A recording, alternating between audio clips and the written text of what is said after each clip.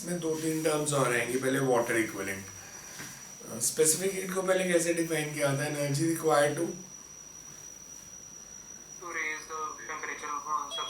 temperature of 1 gram of substance to 1 degree Celsius. और latent heat the energy required to change the state of 1 gram of substance at constant temperature. कि solid से liquid change करना है या liquid से gas change करना है. solid से liquid change करेंगे तो we call it latent heat of fusion.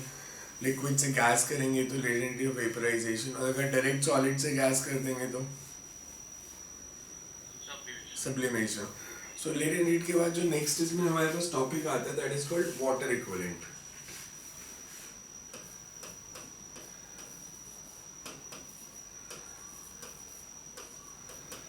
Water equivalent की टर्म हम यूज करते हैं बिकॉज हमें वाटर का specific heat, latent heat etcetera सब पता है. सो वाटर इक्विवेलेंट होता है कि amount of water whose temperature could be raised by 1 degree Celsius by the same amount of heat as is required by the body to raise its temperature by 1 degree Celsius. मतलब इसको ऐसे समझो, मान लो मेरे पास एक आर्बिट्रेरी शेड बॉडी है, इसका कुछ मास है m, इसकी स्पेसिफिक हीट है c.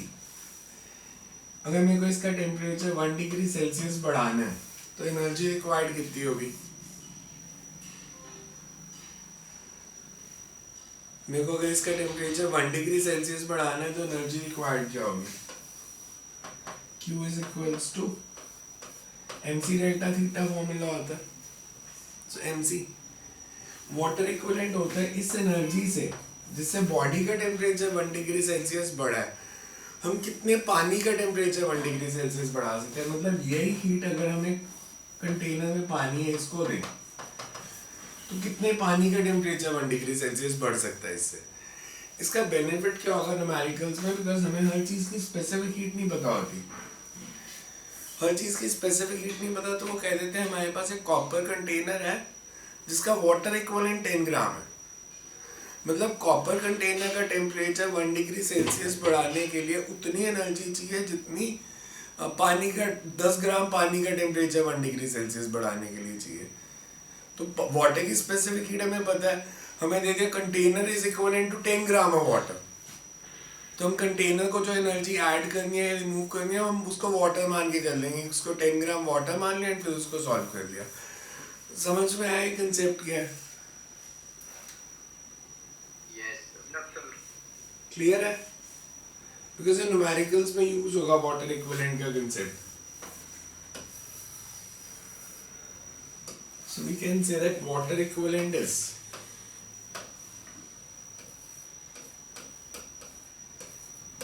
it is amount of water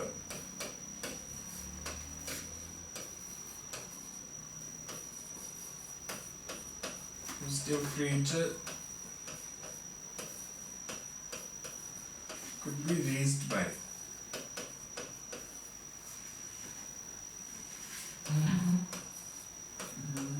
1 degree Celsius by same amount of heat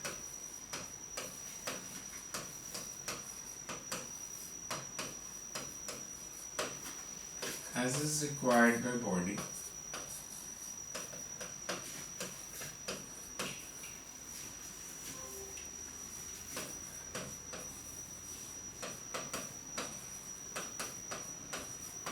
to raise its temperature by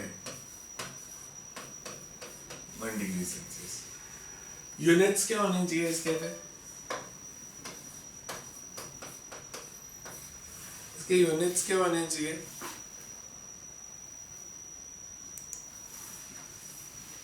amount of water.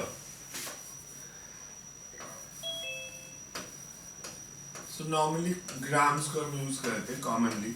CGS system generally चलता है इसमें. सो ग्राम्स मतलब अमाउंट ऑफ वाटर की कितने पानी का टेम्परेचर. सो इसलिए हम ले रहे हैं कि इट्स इन ग्राम्स. हेलो ठीक.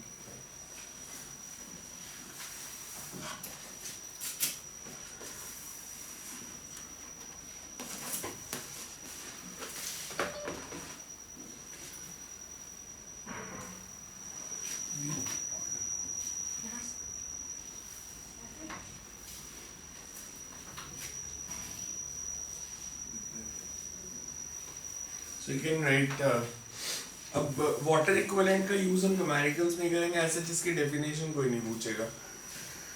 Another is thermal capacity. Thermal capacity क्या होता है?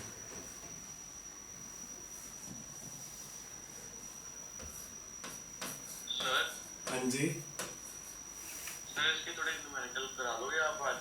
हाँ, अगर आज टाइम बचा तो आज, नहीं तो अगली क्लास में.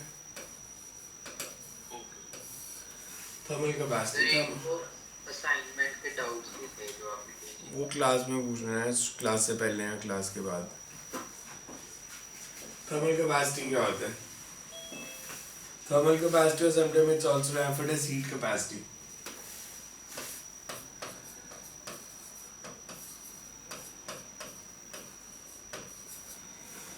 स्पेसिफिक हीट में हमने लिया था amount of energy required to raise temperature 1 ग्राम.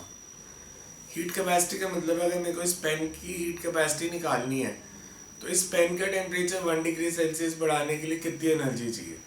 सो उसमें मास इम्पॉर्टेंट आ जाएगा कि मैं कह रहा हूँ कि अगर इसकी स्पेसिफिक हीट है C और इसका मास है M तो इसकी थर्मल कैपेसिटी क्या होगी? MC. बिकॉज 1 ग्राम के लिए एनर्जी रिक्वायर्ड C है, तो अगर M ग्राम का पेन है तो energy required will be MC. So thermal capacity और heat capacity is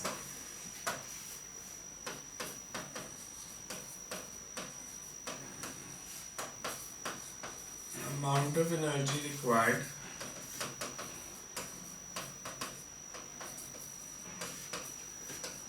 to raise temperature of a body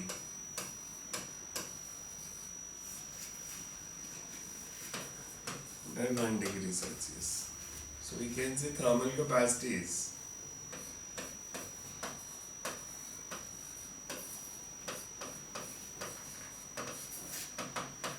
mass into specific heat.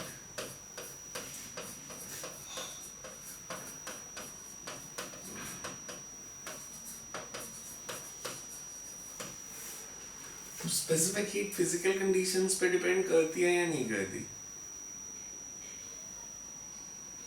हम लेते हैं कि सॉलिड्स को हम लेते हैं कि जब हम सॉलिड्स को हीट करते हैं तो उनका चेंज इन वॉल्यूम जो है निग्लिजिबली स्मॉल होता है. तो सॉलिड्स में हम कह सकते हैं कि जब भी हम स्पेसिफिक हीट निकालेंगे specific heat at constant volume, कि वॉल्यूम चेंज नहीं कर रहा है, इस असम्पशन के साथ हम निकालते हैं. और स्पेसिफिक हीट ऑफ सॉलिड्स होती क्या है? Specific heat of solids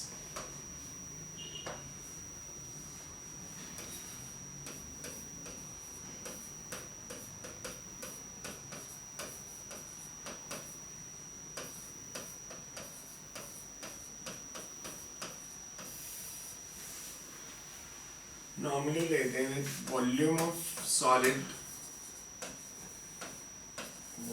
solid is almost constant with change in temperature, because इसका एक्सपेंशन कोएफिशिएंट बहुत स्मॉल होता है.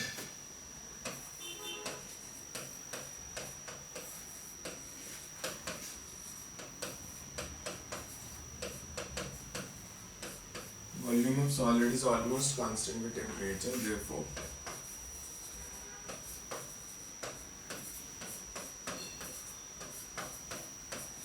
specific heat is generally specific heat at constant volume. Gases में हमने अलग अलग पढ़ी थी, specific heat at constant volume and constant pressure.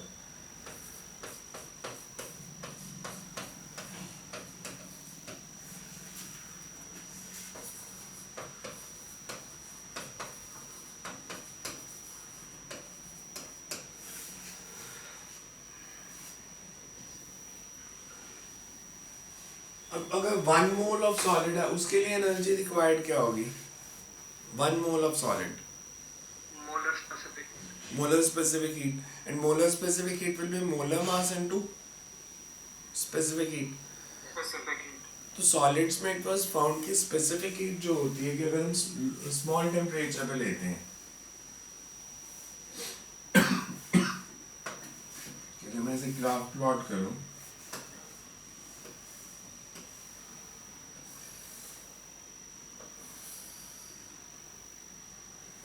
how will the specific heat vary with temperature? Solids के लिए तो एक ग्राफ कैसा बनेगा? How will the specific heat of solids vary with temperature? Constant होती है, वेरिएबल होती है, किस तरह का ग्राफ बनेगा?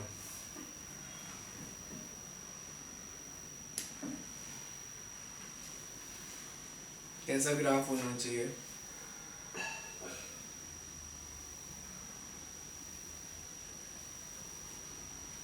Sir increasing. सर ग्राफ जो है हम इस फॉर्म में बनाते हैं।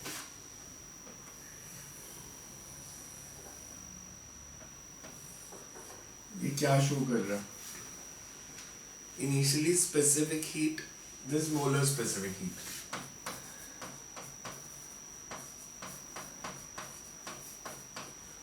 कि इनिशियली स्पेसिफिक हीट जो है वो टेम्परेचर के साथ बढ़ रही है। जब टेम्परेचर जीरो है तो स्पेसिफिक हीट भी जीरो है, and it goes on increasing. उसके बाद हमने शो किया कि कांस्टेंट हो गई, और हर सॉलिड के लिए ऐसे ही ग्राफ बनेगा।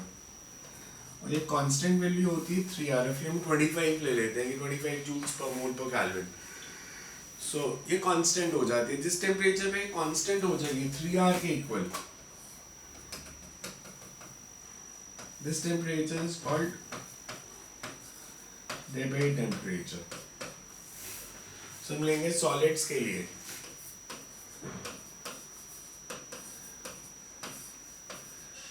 Molar specific heat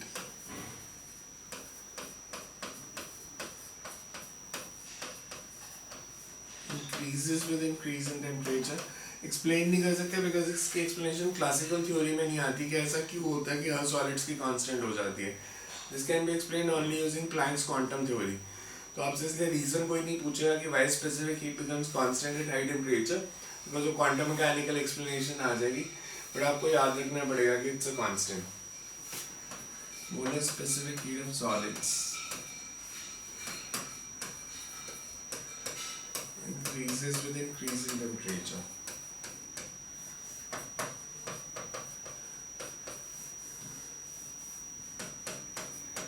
At one particular temperature,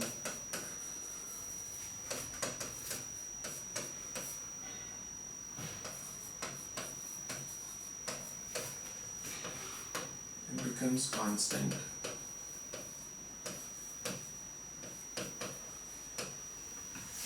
Equal to 3R. R की वैल्यू क्या होती है?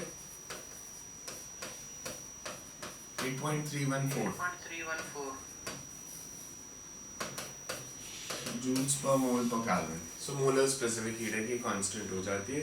Explanation you can just remember that it can be explained only using Planck's quantum theory. So इसलिए +1 के सिलेबस में नहीं आ सकता है।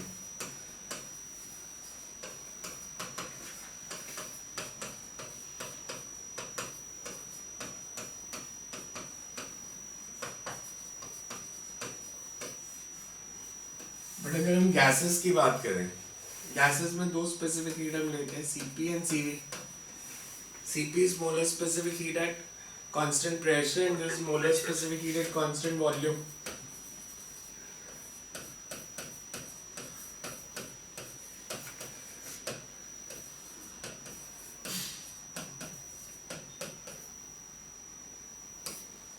This is molar specific heat at constant volume.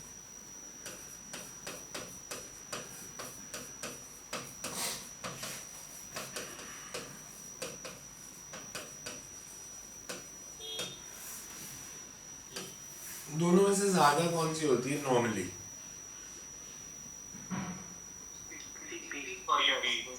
Cp generally greater होती है। जनरली ग्रेटर होती है, पर कब ग्रेटर नहीं होती? ऐसा भी हो सकता है कि Cp is less than Cv, या Cp हमेशा ग्रेटर ही होगी। Sir Cp greater than Cv for gases होता है। मैं तो जनरल पूछ रहा हूँ, Cp Cv से बड़ा हो सकता है कभी? गैसेस को भी छोड़ो, जनरल हमेशा Cp बड़ा होगा या Cv भी बड़ा हो सकता है? जनरल कंसेप्ट क्या होता है? अच्छा, why Cp is greater than Cv?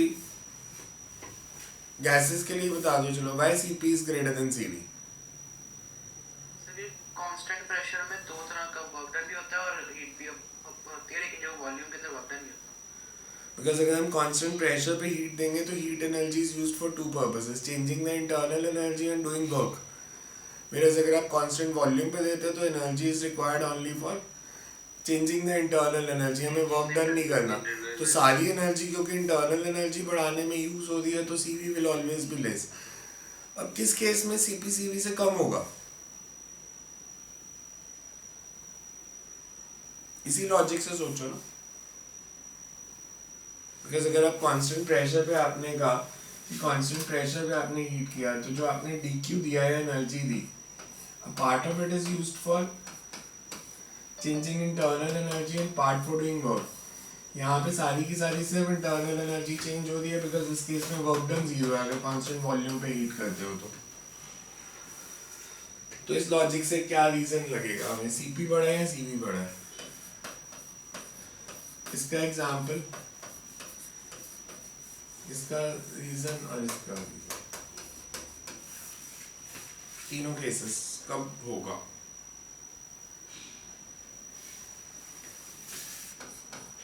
Cp is greater than Cv if substance expands on heating।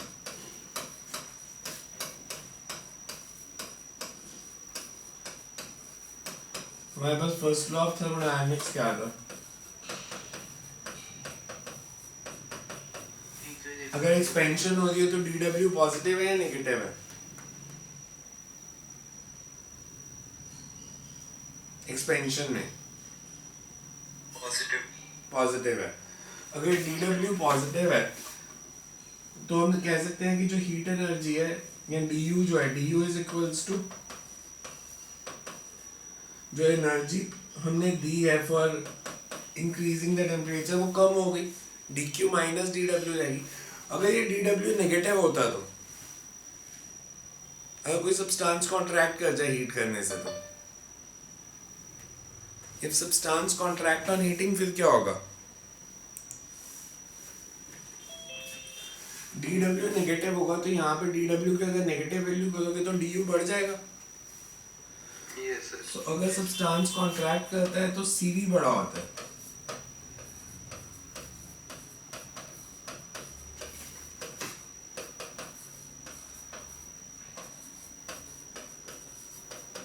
और अगर ना एक्सपैंड करे ना कॉन्ट्रैक्ट करे if expansion coefficient is 0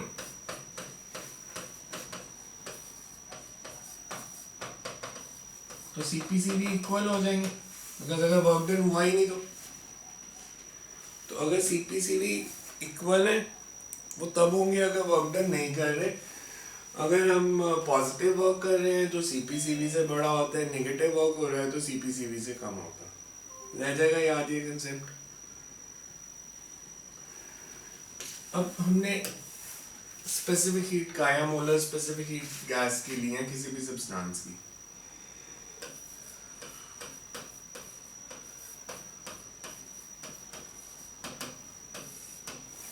specific heat का जनरल फॉर्मूला हम ऐसे लिख सकते हैं, मोलर स्पेसिफिक हीट का या स्पेसिफिक हीट का, you can say it's Q upon m delta theta. Specific heat zero हो सकती है। जीरो स्पेसिफिक हीट का मतलब क्या होगा, जीरो स्पेसिफिक हीट का मतलब what mean by zero specific heat. Specific heat the energy required to raise the temperature of 1 gram of substance through 1 degree Celsius या 1 mole of substance through 1 degree Celsius। तो specific heat zero का मतलब है कि temperature बढ़ाने के लिए energy दी नहीं, जीरो एनर्जी इज रिक्वायर्ड। तो जीरो एनर्जी दे के हम टेम्परेचर बढ़ा सकते हैं Adiabatic process के अंदर। इन एडियाबैटिक प्रोसेसेस। एडियाबैटिक प्रोसेसेस में डेल्टा क्यू इज जीरो कि हमने एनर्जी नहीं दी। जैसे एडियाबैटिक कंप्रेशन किया, adiabatic compression results in rise in temperature और फॉल इन टेम्परेचर। राइज क्यों प्रूफ कर सकते हो कि एडियाबैटिक कंप्रेशन में टेम्परेचर बढ़ता है mathematically. Sir TV gamma minus 1 is equal to constant होता है उसके थ्रू। उससे कहाँ तुम पहुंच गए। मैं तो आपसे सिंपल पूछ रहा हूँ, आपने शो करना है कि एडियाबैटिक प्रोसेस में कंप्रेशन में टेम्परेचर बढ़ता है। कंप्रेशन है तो वर्क डन पॉजिटिव है नेगेटिव है, नेगेटिव है। Negative. First law of thermodynamics क्या था?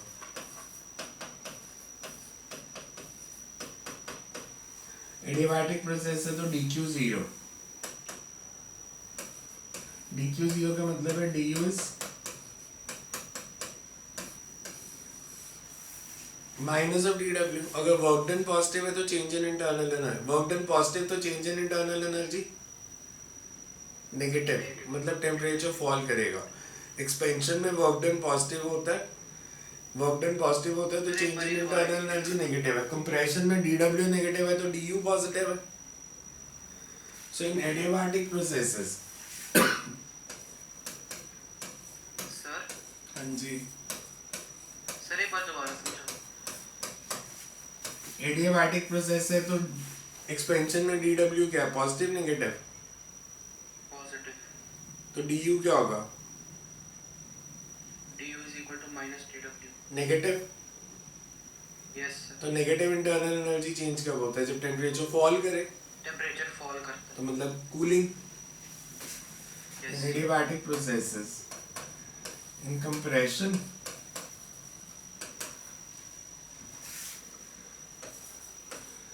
du is positive, implies temperature rises without giving energy, without exchange of heat.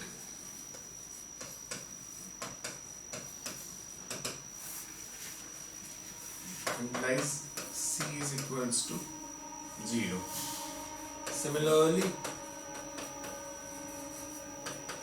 in expansion,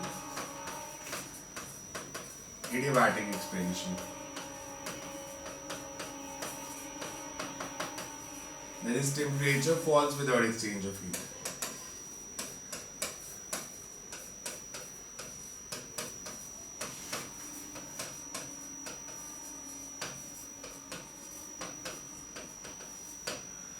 So you can generally remember that in adiabatic processes C is 0.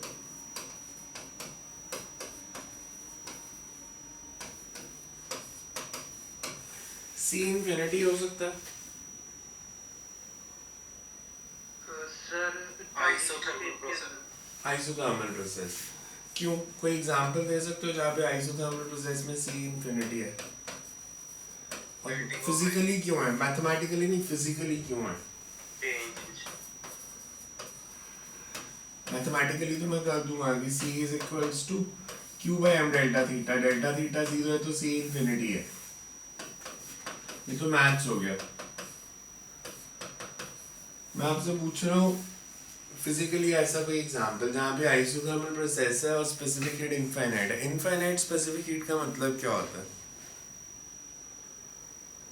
करके heat energy provide करके भी temperature change नहीं होता। तो कोई example इसका कि आप हीट तो दे रहे हो पर टेम्परेचर चेंज नहीं हो रहा। सर जब वो मतलब ट्रांजिशन स्टेट में लिक्विड से गैस, सॉलिड से लिक्विड। सो सॉलिड से लिक्विड से आइस है 0 डिग्री सेल्सियस, उसको हीट देते जाओ, आइस मेल्ट करती जाएगी पर टेम्परेचर चेंज नहीं होगा। आइस से वाटर बनता जाएगा, या वाटर एट 100 डिग्री आपने एनर्जी दी तो water changes into steam but temperature will remain 100। इसको छोड़ के कोई एग्जांपल हो सकता है? चेंज ऑफ स्टेट को छोड़ के कि मैं हीट तो दे रहा हूँ पर टेम्परेचर नहीं बढ़ रहा। अगर टेम्परेचर नहीं बढ़ रहा है तो चेंज इन इंटरनल एनर्जी कितना होगा? अगर zero. First law of thermodynamics क्या बना फिर? dq is equal to means आपने जितनी एनर्जी दी अगर सारी की सारी वो एक्सपेंशन वर्क में यूज हो गई तो टेम्परेचर नहीं बढ़ेगा।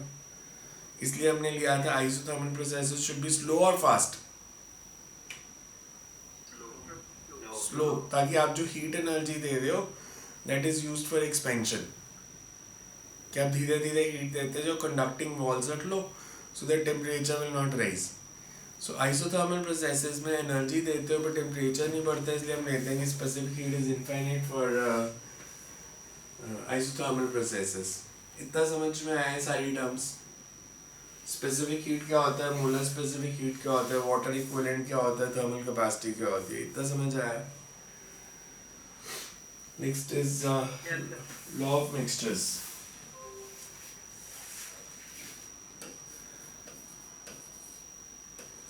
Law of mixture is nothing but law of conservation of energy basically.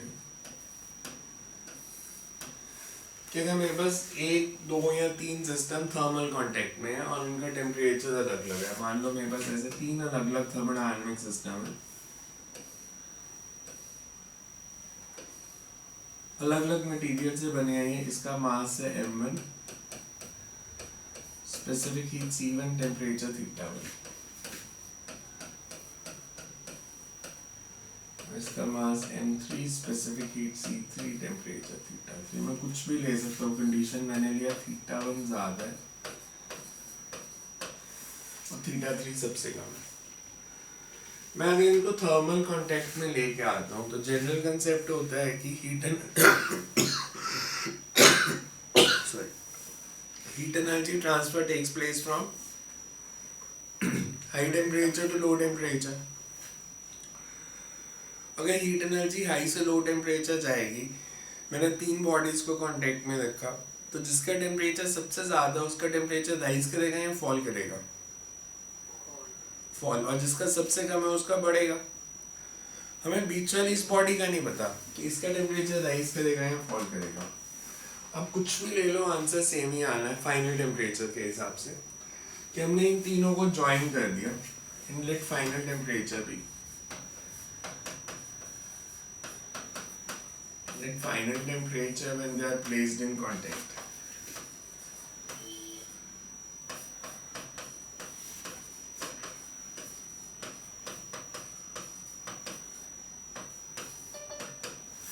Final temperature when they are placed in contact, let it be theta. अब दो चीजें हो सकती हैं इसमें,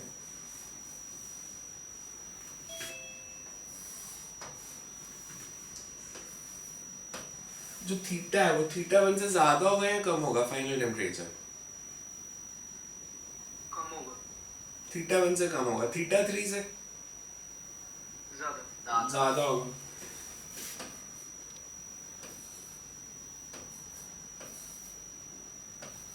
और θ2 का मेरे को पता नहीं, तो मैंने एज्यूम कर लिया कि वो θ2 से भी ज्यादा। एक तो ये केस हो सकता है कि टेम्परेचर जो है θ1 और θ2 के बीच में कुछ आ गया। दूसरा केस हो सकता है कि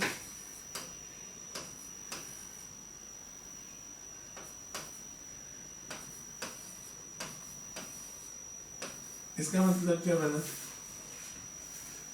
इस केस में कौन कौन सी बॉडी ने हीट गेन की और किसने लूज की?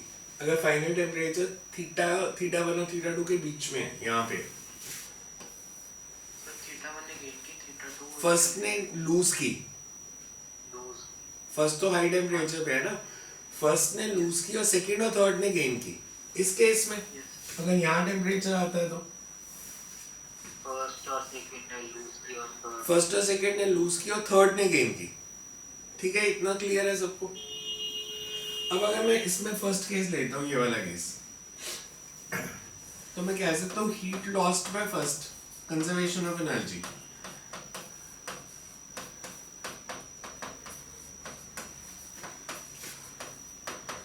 is heat gained by, ठीक है step, heat gain by first कितना? Mass of first body, specific heat of first body. First body में चेंज इन टेम्परेचर कितना है? θ1 सेकेंड बॉडी में चेंज इन टेम्परेचर कितना है?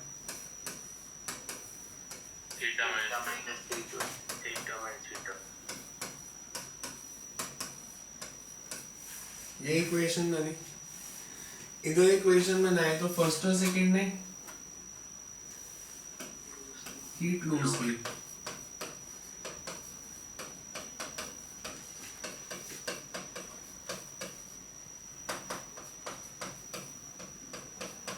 Heat gain by third.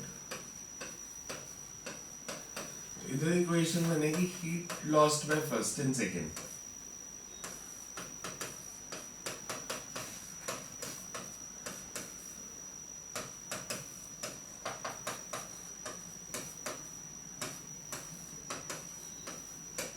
यही बनी इक्वेशन। अब देखो तो ये सेम ही इक्वेशन है, इसको अगर मैं दूसरी साइड लेके आऊँ तो क्या बनेगा, ये वाली टर्म इधर ले आऊँ तो माइनस यही टर्म बन गई, yes theta minus theta two की जगह थीटा टू माइनस थीटा आ जाएगा। तो बेसिकली आप कुछ भी एज्यूम कर लो, इसलिए आंसर सेम ही रहना है क्योंकि इक्वेशन सेम ही बनेगी। तो जो इक्विलिब्रियम टेम्परेचर आएगा थीटा की वैल्यू, इसको मैथमेटिकली सॉल्व कर लेना, जो थीटा की वैल्यू दोनों केसेस में आएगी that is m1 c1 theta 1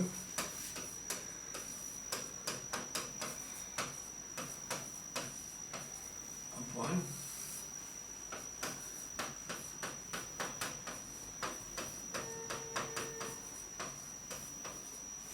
m1 c1 plus m2 c2 plus m3 c3। दूसरी साइड से करोगे तो भी ये आएगा। अब इसमें स्पेसिफिक केस वो पूछ सकते हैं if identical substances are there,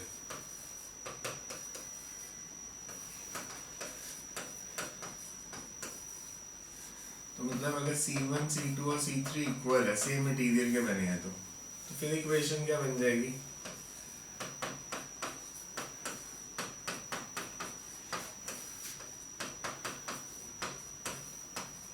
C cancel हो जाएगा। If masses are also same,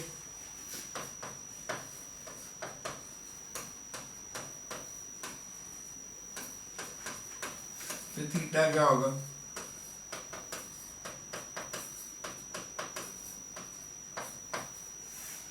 average value theta 1 plus theta 2 plus theta 3। But ये तब होगा अगर सेम मटेरियल के बने और मासेस भी सेम है, otherwise this is the general formula, ये जनरल फॉर्मूला क्लियर। सर एक बार जो आपने थीटा वाला फॉर्मूला लेके दोबारा तो लास्ट नहीं हो रहा, जो theta is equal to m1 c1 theta 1 plus m2 c2 theta 2। ये तो इस इक्वेशन को सॉल्व ही किया, तो उसे मैंने ब्रैकेट ओपन करके सॉल्व कर दिया, कुछ नहीं किया और। अच्छा ओके। इसमें अब हम ले रहे हैं अभी जो लॉ ऑफ मिक्सचर क्या है कि जहाँ पे स्टेट चेंज नहीं हो रही, हमने 3 गैसेस को मिक्स किया, 3 लिक्विड्स को मिक्स किया, उस तरह के केस। बट ऐसा भी होगा जहाँ पे हम सॉलिड और लिक्विड को मिक्स कर रहे हैं, लिक्विड और गैस को मिक्स कर रहे हैं, कि steam is passed over water, steam is passed over water मतलब लिक्विड गैस है, एक स्टेट लिक्विड है गैस है, ice is added to water, तो solid is added to a liquid. तो उस केस में चेंज ऑफ स्टेट का कंसेप्ट भी लेना पड़ेगा, बिकॉज जैसे आइस है, आपने गर्म पानी में बर्फ को डाल दिया, तो heat gain by ice result in melting of ice. तो उस केस में mc थीटा की जगह और दूसरा फॉर्मूला कौन सा आ जाएगा, ml। तो हमें चेंज ऑफ स्टेट भी लेना पड़ेगा, तो उस तरह के न्यूमेरिकल से करते हैं। So you can read a numerical.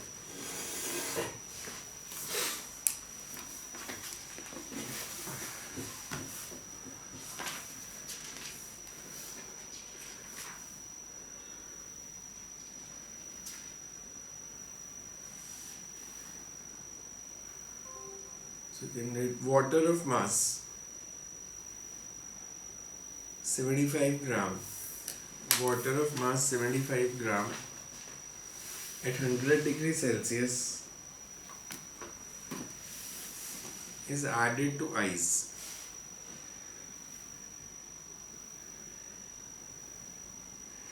Is added to ice of mass 20 gram at minus 15 degrees Celsius.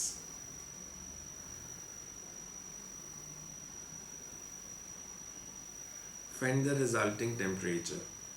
Rice का मास कितना? 20 gram at minus 15 degrees Celsius. Find the resulting temperature. Specific heat of ice is 0.5. Specific heat of ice is 0.5. So मैं देगी 75 gram of water at 100 degrees Celsius is added to ice of mass 20 gram at minus 15. So अब इसमें change of state होगी, तो change of state होगी तो कैसे करेंगे, कौन हीट लूज करेगा, कौन गेन करेगा, water at 100 degree Celsius. So water 100 degree पे है तो वाटर ने हीट लूज करनी है और आइस ने गेन करनी है।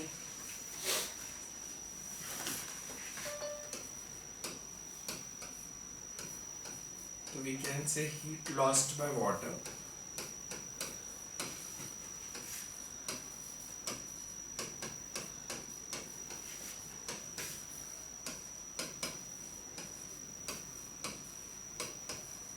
Heat gain by ice.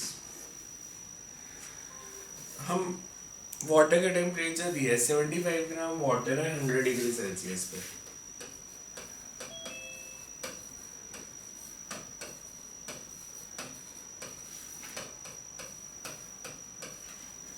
और ये 20 ग्राम आइस है।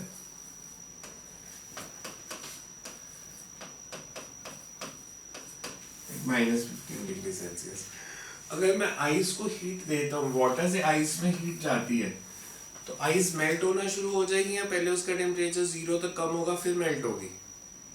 सर पहले 0 तक 0 तक। तो मतलब यहाँ से फाइनल टेम्परेचर हमने ले लिया, लेट फाइनल टेम्परेचर भी थीटा।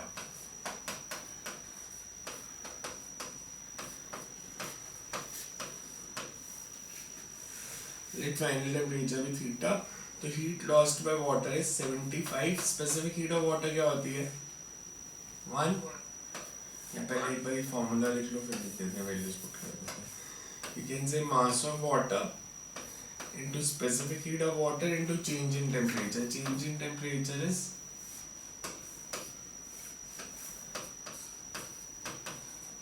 -100 minus theta.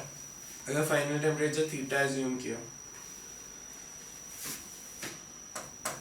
आइस को जो एनर्जी मिली, पहले आइस का टेम्परेचर -15 से 0 हुआ तो चेंज इन टेम्परेचर कितना हो गया?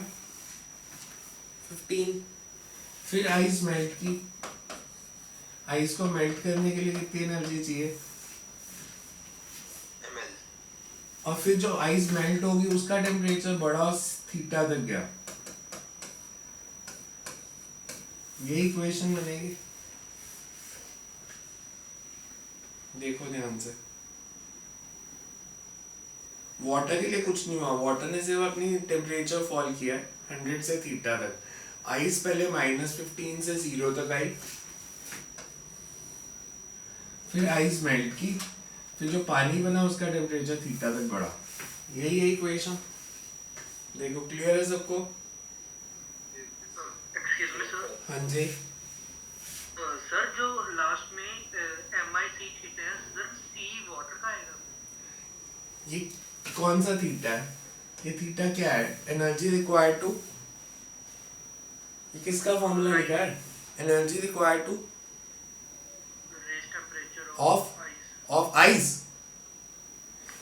ये क्या था? आइस से पानी तो बन गया था। Yes sir. तो ये तो पानी है ना, तो पानी का स्पेसिफिक हीट आएगा ना। Okay sir. Excuse me sir. हाँ जी। सर आपने यहाँ पे जैसे ले लिया कि वो मेल्ट कर गया, पानी बन के उसका भी टेम्परेचर इंक्रीज कर हाँ। दिया, बट सर हमें कैसे पता कि वो मेल्ट कर गया पक्का? भाई आंसर से पता चल जाता है। अभी बताता हूँ, आंसर से पता चलेगा वो। सो इसको ले लिया मैंने 75 gram water, specific heat is 1, change in temperature is 100 minus theta.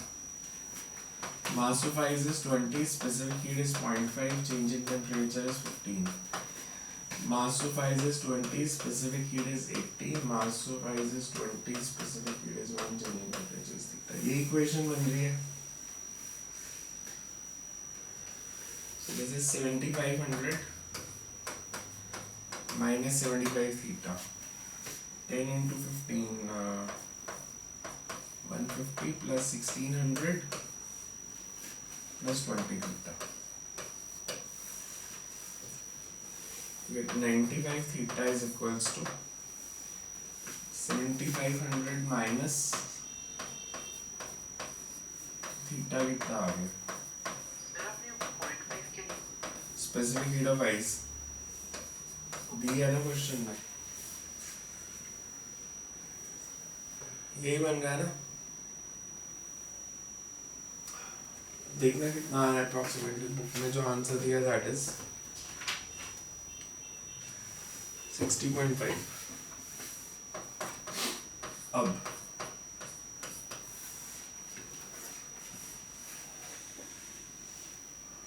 अगर ये आंसर आपका नेगेटिव में आ जाता तो उसका मतलब क्या होता? ये क्लियर है कि आपने दो चीजों को मिक्स किया। -15 पे आइस थी, 100 डिग्री पे वाटर था, तो फाइनल टेम्परेचर कितना आना चाहिए? -15 और 0 के बीच में ही होना चाहिए, इसके अलावा तो कोई आंसर हो नहीं सकता।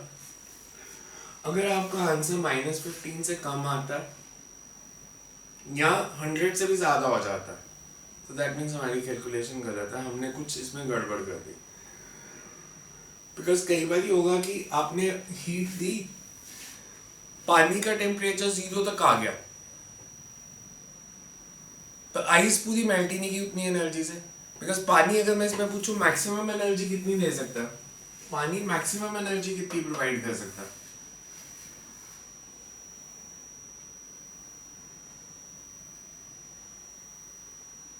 अब सिंपल केस लो, पानी का टेम्परेचर कितना है 100, तो कम होते होते कितना हो सकता है उसको? मैंने अगर 0 डिग्री आइस है, मेरे पास से 3 kg आइस थी और 0 डिग्री सेल्सियस पे थी, तो पानी का टेम्परेचर अगर 0 हो जाता है कम होते होते, तो कितनी एनर्जी सप्लाई कर सकता है water? This is specific mass of water into specific heat of water, उसका टेम्परेचर मैक्सिमम ये एनर्जी सप्लाई कर सकता है वाटर। इससे ज्यादा तो कर ही नहीं सकता। मैंने कहा 3 kg of ice, 3 kg of ice को मेल्ट करने के लिए एनर्जी कितनी चाहिए? 3000 into 80। मतलब पानी इतनी एनर्जी तो दे ही नहीं सकता, पानी के पास है ही सिर्फ ये इंटरनल एनर्जी। तो उस केस में क्या होगा? -15 से कम नहीं, आइस इस केस में होगा आइस पूरी मेल्ट ही नहीं करेगी, इक्विलिब्रियम आ जाएगा पहले ही। थोड़ी सी आइस मेल्ट करेगी, आइस का टेम्परेचर भी 0 है, पानी का भी 0 है, एक्सचेंज ऑफ हीट बंद हो जाएगा, फिर वो इक्विलिब्रियम स्टेज आ गई, तो फाइनल टेम्परेचर भी 0 डिग्री। मैं कराता हूँ वैसा क्वेश्चन हो भी। सकता है।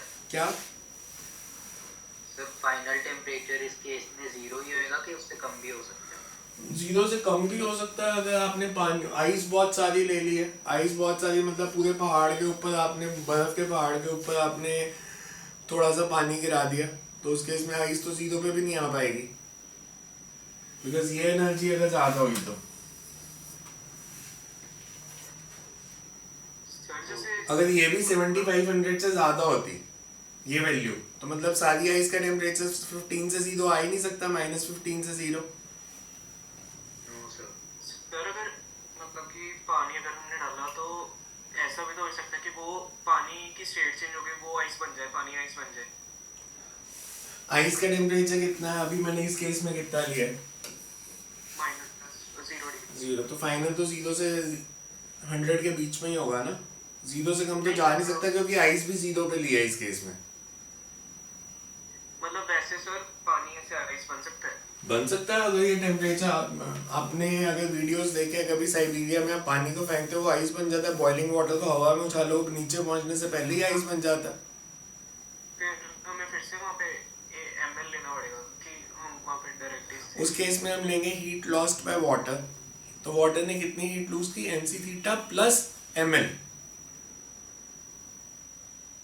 अगर हमारे पास आइस का वॉल्यूम बहुत ज्यादा है तो ऐसा भी हो सकता है कि पानी जो था 0 पे गया, तो उस केस में आइस का टेम्परेचर 0 से कम होना चाहिए, बिकॉज आइस का टेम्परेचर अगर 0 फिर कभी पानी फ्रीज नहीं करेगा। बिकॉज अगर आइस भी 0 डिग्री पे और पानी भी 0 डिग्री पे, तो उनमें एक्सचेंज ऑफ हीट नहीं हो सकता ना। पानी में से हीट तभी निकल सकती है, पानी 0 डिग्री पे आ गया, अब पानी में से हीट तभी एक्सट्रैक्ट कर सकते हो अगर सराउंडिंग्स का टेम्परेचर 0 से कम होगा। तो अगर एटमॉस्फेयर का टेम्परेचर नेगेटिव में हो तो पानी फ्रीज कर जाता है।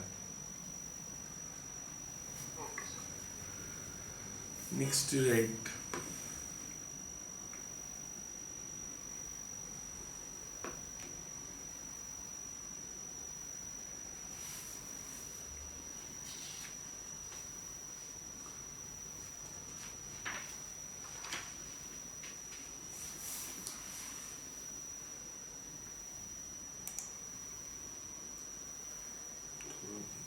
इस तरह का कोई न्यूमेरिकल देख के कराता हूँ जिसमें फाइनल टेम्परेचर स्टेट पूरी चेंज नहीं हुई.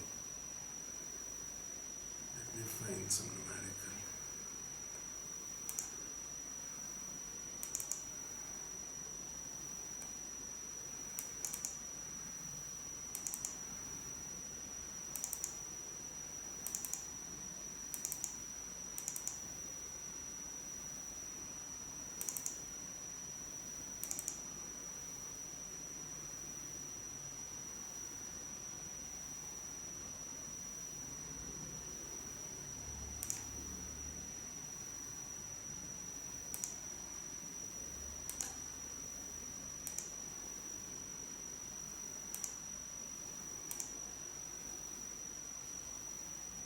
सर एक कोई एग्जांपल वाटर इक्विवेलेंट वगैरह का.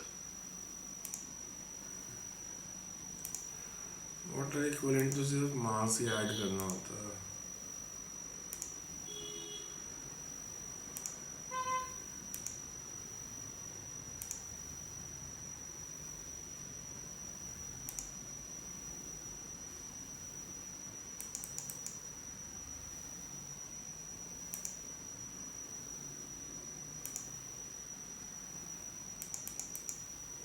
So you can write 500 gram of water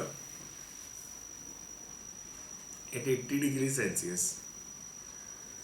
500 gram of water at 80 degrees Celsius is mixed with 100 gram of steam at 120 degrees Celsius. Find out the final mixture. Find out the final mixture. 500 gram of water at 80 degrees Celsius.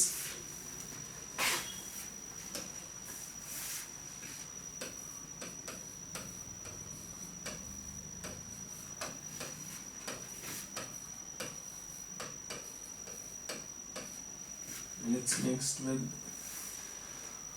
100 gram of steam.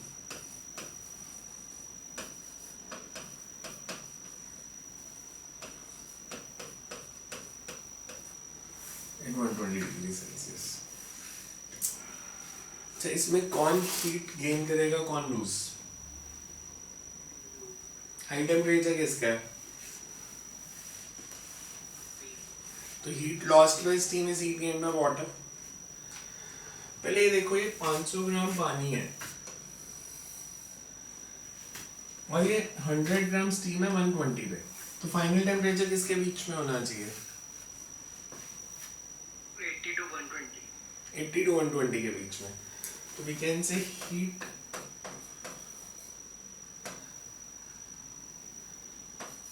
lost by steam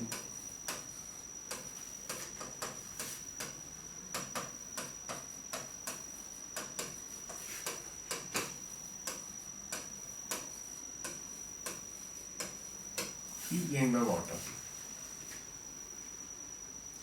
सबसे पहले इसे check करो.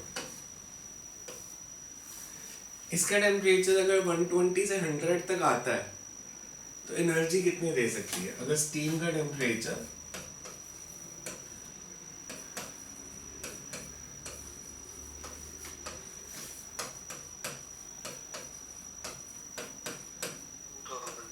तो energy required कितनी हो जाएगी? Energy कितनी इसमें से दे सकती है? NC theta.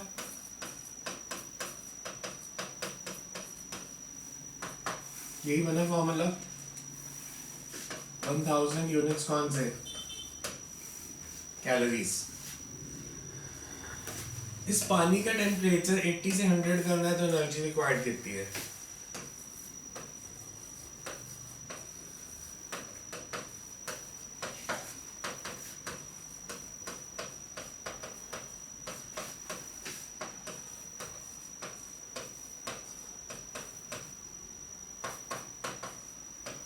पानी का टेम्परेचर अगर 100 तक बढ़ गया तो energy required is mass of water into specific heat of water into change in temperature.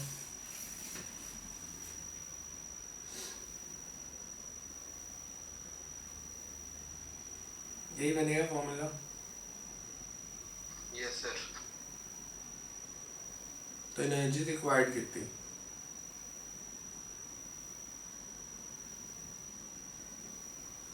कितनी आ गई है? 10,000 10,000 कैलोरीज। इससे क्या पता चला? स्टीम वाटर का टेम्परेचर। स्टीम अगर 100 तक भी आ जाती है तो वो इतनी एनर्जी नहीं दे सकती कि वो पानी का टेम्परेचर 100 तक बढ़ा सके, पर स्टीम के पास अभी और एनर्जी है। स्टीम अपनी स्टेट चेंज कर सकती है। कर सकती है या नहीं कर सकती? नहीं सर वो 100 पानी को 100 डिग्री तक आने के लिए 10,000 कैलोरीज ऑफ एनर्जी चाहिए, और वो एनर्जी उसको स्टीम ही दे सकती है। तो स्टीम पहले 100 तक पहुंच गई, 120 से 100 तक। पानी अभी 100 तक नहीं पहुंचा, तो किसका टेम्परेचर ज्यादा है? तो स्टीम अभी और एनर्जी लूज कर सकती है। और एनर्जी लूज करेगी तो स्टीम का टेम्परेचर 100 से कम तो होगा नहीं, तो स्टीम क्या करेगी? अपनी स्टेट चेंज कर देगी। तो स्टीम स्टेट चेंज करेगी तो एनर्जी कितनी देगी? ml। तो हम लेंगे कि पानी का टेम्परेचर अगर 100 तक बढ़ाना है तो this is the energy required, और ये एनर्जी देनी है स्टीम ने।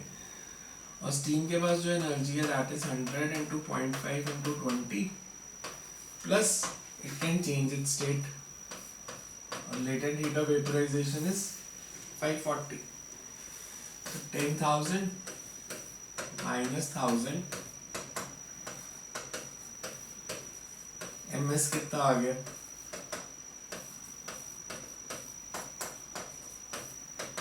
9,000 by 540।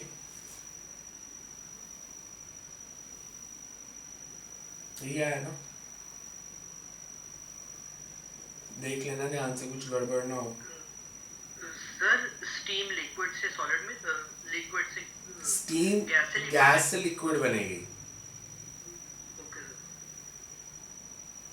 तो फिर अब क्या करें इसके आगे?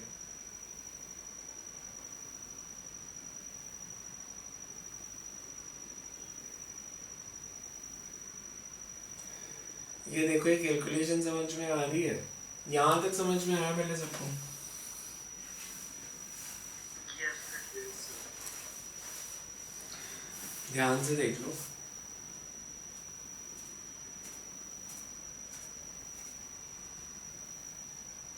प्रोसेस को जब तक समझोगे नहीं ना, इक्वेशंस गलत लिखोगे। हमारे पास स्टीम थी और पानी था। ये था 500 ग्राम, और ये हमारे पास 100 ग्राम। पहले इस 100 ग्राम ने अपना टेम्परेचर 120 से 0 कर दिया, सॉरी 100 कर दिया। इसका टेम्परेचर 80 से बढ़ के अभी थीटा तक ही हुआ है, 100 तक नहीं पहुंचा। तो इसको 100 तक लाने के लिए और एनर्जी चाहिए। तो इसका फाइनल टेम्परेचर अगर 100 है तो energy required is this.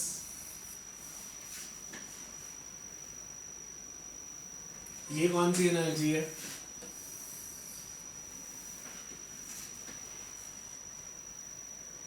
Hundred into 0.5 into 20. This is energy which is given out by steam when its temperature changes from 120 to 120 to 100. और उसके बाद उसकी स्टेट चेंज हुई। कितनी स्टेट चेंज हो गई? ms। तो आपको पूछा था find out the final mixture. तो फाइनल मिक्सचर क्या बना? पानी कितना है फाइनली? फाइनली पानी कितना है? ms plus mass of wood। ms plus 500। और स्टीम कितनी है? इनिशियली स्टीम कितनी थी? इनिशियली स्टीम थी 100। अब उसमें से ms वॉल्यूम जो है, मास जो है स्टीम का, वो वाटर में चेंज हो गया। तो फाइनली स्टीम कितनी बची? 100 माइनस ms। तो finally water will be 500 plus ms and steam will be 100 minus ms, और final temperature will be 100 degree Celsius. अब इसमें अगर मान लो मैं ऐसे ले लेता हूँ कि फाइनल टेम्परेचर मैंने ले लिया थीटा। अगर मैं फाइनल टेम्परेचर थीटा लेके सॉल्व करना शुरू कर देता हूँ, मैं ये नहीं मानता कि सारी वाटर का टेम्परेचर 100 तक बढ़ाई, मैंने ले लिया कुछ भी है थीटा पर 100 नहीं है। अगर आप थीटा निकालोगे ना वो रेंज से बाहर चला जाएगा। रेंज से बाहर मतलब फाइनल टेम्परेचर 80 और 120 के बीच में होना चाहिए, इसके बीच में आंसर नहीं आएगा। तो उससे आपको पता चल जाता है कि आपकी कैलकुलेशन गलत है।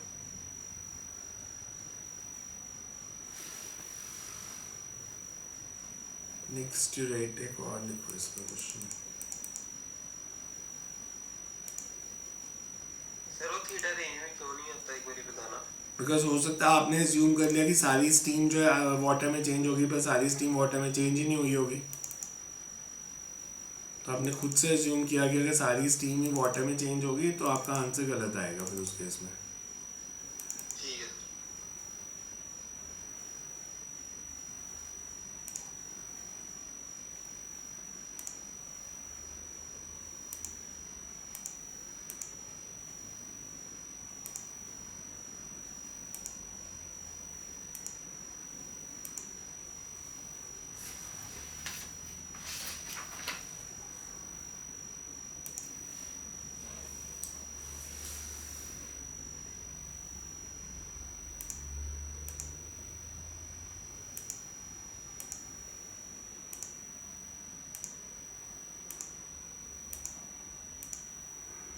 स्कूल में तो नॉर्मली इजी न्यूमेरिकल आएंगे, जैसे वाटरफॉल से पानी नीचे गिर रहा है, find the increase in temperature. तो वैसे क्वेश्चन को कैसे करते हैं कि पहाड़ से पानी नीचे गिरा तो टेम्परेचर कितना बढ़ेगा, वो कैसे निकालोगे? By equating mgh with mc theta, कि जो initial potential energy it gets converted into heat energy. तो mgh is equal to mc theta कर दोगे तो आंसर आ जाएगा। या कई बार दिया होगा body is moving with a certain velocity it stop, find the rise in temperature if all kinetic energy is converted into heat. तो half mv square is equal to mc theta कर देंगे उस केस में।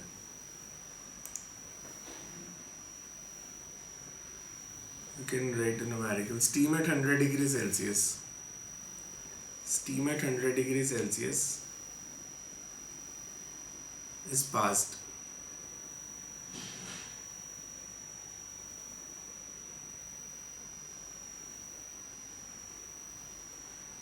steam at 100 degrees Celsius is passed into 1.1 kg of water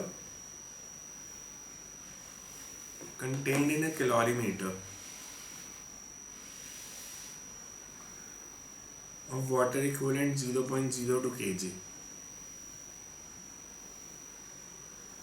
contained in a calorimeter of water equivalent 0.02 kg at 15 degrees Celsius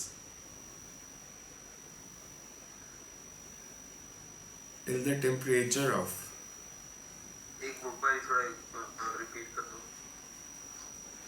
steam at 100 degrees Celsius is passed into 1.1 kg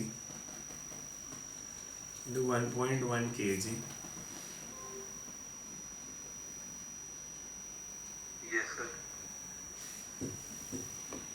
of water contained in a calorimeter of water equivalent 0.02 kg at 15 degrees Celsius. If temperature of calorimeter and its contents rises to 80 degrees Celsius, find the mass of steam condensed. Find the mass of steam condensed.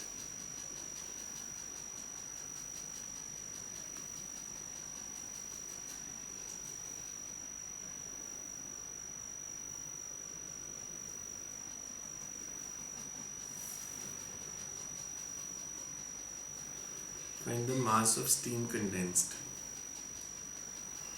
इसमें कौन heat loose करेगा, कौन gain करेगा?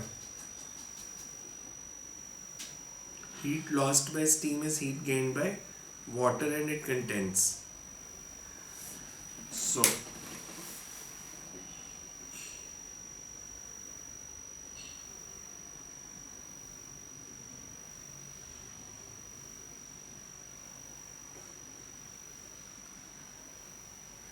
हमें mass of steam दिया ही नहीं, हमें बताना है कितनी स्टीम कंडेंस कर जाएगी। हमारे पास अनलिमिटेड स्टीम सप्लाई है और कैलोरीमीटर तो उसके कंटेंट्स का टेम्परेचर हमने 15 से 80 डिग्री सेल्सियस बढ़ाना है। तो इससे heat gain bye contents, heat gain bye calorimeter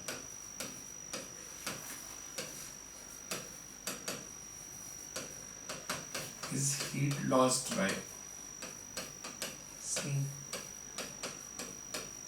So heat lost by steam is mass of steam into latent heat of vaporization. Heat gained by calorimeter कितना हो जाएगा? Mass of water plus water equivalent into specific heat into change in temperature 65. 1.1 plus water equivalent is 0.02, specific heat is 1 into 65. यहाँ से हम इस निकाल लो कितनी ice steam condense करेगी। आया समझ? सो सिर्फ जो कंटेनर का वाटर इक्विवेलेंट है उसको वाटर के मास में ऐड कर देना, बिकॉज हमें दिया container is equivalent to 0.02 kg of water. तो इसलिए टोटल मास ऑफ वाटर जो लेना है 1.1 प्लस 0.02। क्लियर है? देखो ये यस सर। इसमें कोई डाउट?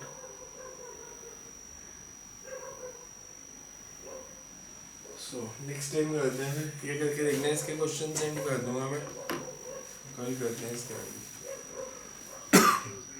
हाँ जी सर एक वो जो एक्सपेंशन वाले क्वेश्चंस होते हैं उसमें अगर कुछ गिवन ना हो तो हमने आइसोट्रॉपिक लेना सकते हैं।